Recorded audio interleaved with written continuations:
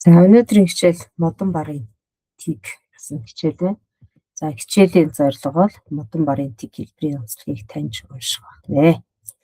За тэгэхээр бар гэж юу вэ гэдэг талаар та бас эргэцүүлээд бодоорой. За бид юуг одоо бар гэж, барлах гэж одоо юу хэлэх юм болоо. За сийлмэл аргаар хив буюу одоо бар хийж ном хэвлэхийг бол барын хэвлэл гэж нэрлэдэг. За модон бар бол анх хятадд хан усыг дүүсэж, Монголын Юан усыг солонгосууд шинжилэл хийж цутгмал гаралт үсэг бүтээж эхэлсэн. За ийм онцлогтой үүсэл хөгжилтэй байна.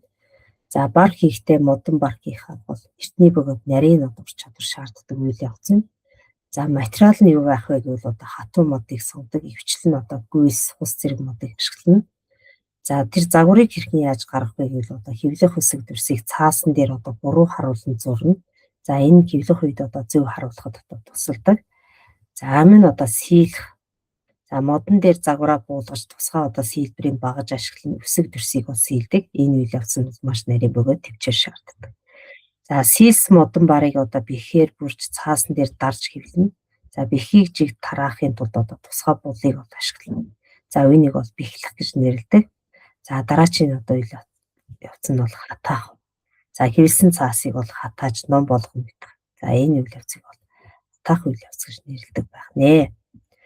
За модон барын тиг бол ном хэвлэхэд ашигладаг эртний арга. За модон барын одоо бичвэрийг сийлэх нь маш нарийн ур чадварыг шаарддаг.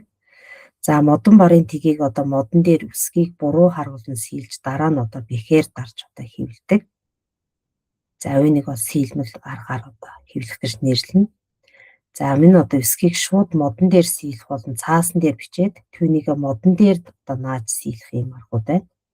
За тэгэхээр одоо барлах юм хоёр одоо төрлийн арга байх нэ. Нэг нь бол моддоор хийдэг, нөгөөх нь бол цаасаараа хийх нэ.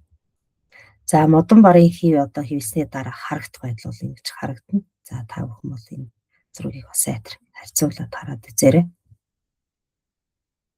За модон барын бичвэрийн бас өөрийн онцлогтой.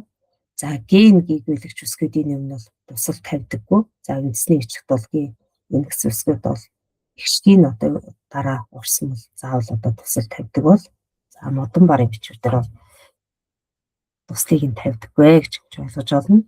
За үгийн төгсгөлд одоо дэвсгэрлэж орсон эс гүйгүүлэгчийг бол богино сүлээр бичдэг.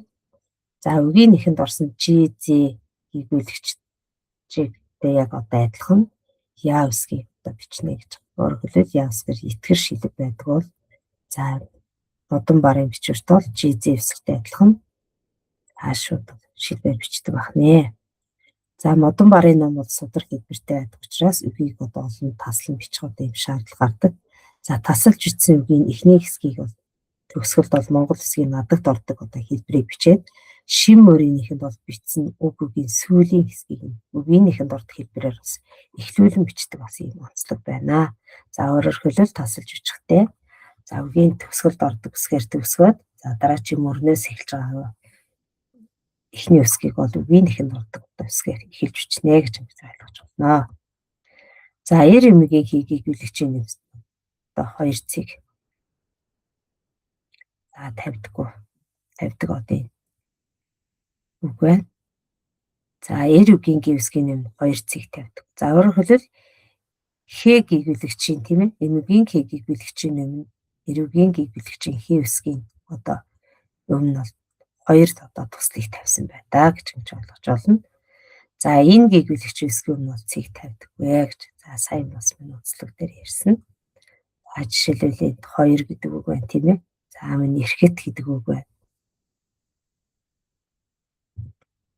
За жишээлбэл богдос ануу гэж ütсэн байна тийм ээ. Тэгээдэс за энэ дэр өөрөлдөл дэвсгэрлэж орж байгаа эс гүйгүүлэгчийг за богино одоо сүүлээр бичсэн байгааг ажиглаж байгаа гэх тийм ээ.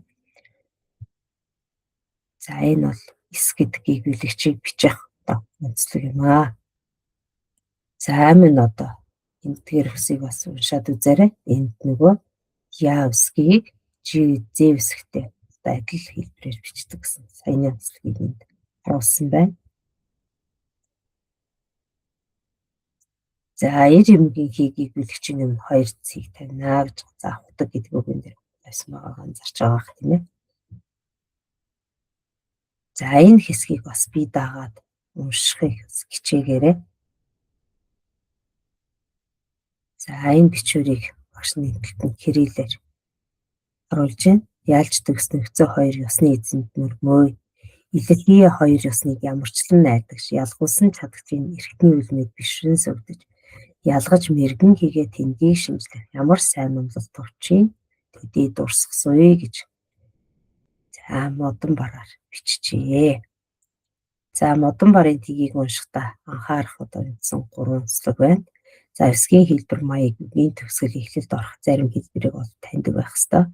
За амин үг таслан бич авах нөхцөлдөлөн холбохын хам нөхцөл.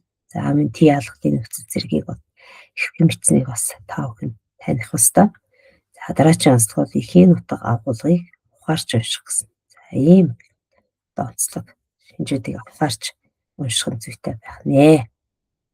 За ингээд энэ модон бар бичвэрийн жишээнүүдийг уншиж гол утгыг 20 орчим үгэнд одоо хураа бичээд үзээрэй.